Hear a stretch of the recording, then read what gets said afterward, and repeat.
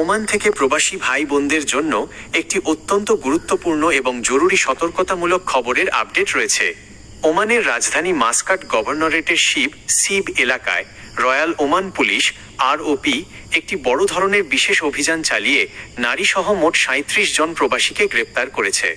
2026 সালের মে মাসের এই সাম্প্রতিক ঘটনার বিস্তারিত নিচে তুলে ধরা হলো। অভিযানের মূল তথ্য ও কারণ। গ্রেপ্তারকৃতদের সংখ্যা। ওমান পুলিশের দেওয়া আনুষ্ঠানিক বিবৃতি অনুযায়ী গ্রেপ্তারকৃত 37 জনের মধ্যে 30 জনের মধ্যে 30 জন নারী এবং 7 জন পুরুষ রয়েছেন।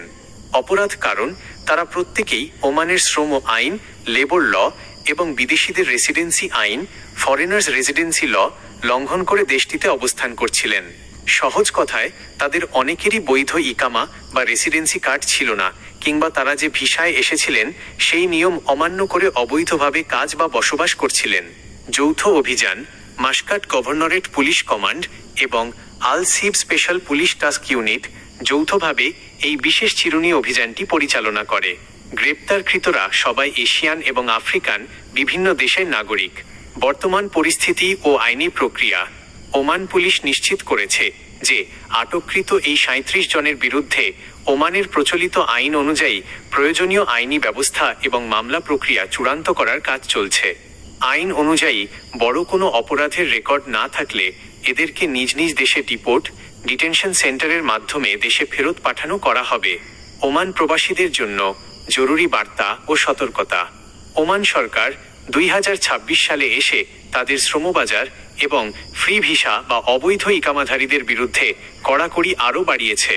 যে কোনো ধরনের বড় জরিমানা বা গ্রেপ্তার এড়াতে প্রবাসীদের নিচের বিষয়গুলো খেয়াল রাখার পরামর্শ দেওয়া হচ্ছে। 1. নিজস্ব স্পন্সরের অধীনে কাজ করা। ওমানের আইন অনুযায়ী আপনার ভিসা বা ইকামা যে কফিলের স্পন্সর নামে করা, আপনাকে ঠিক তার অধীনেই কাজ করতে হবে।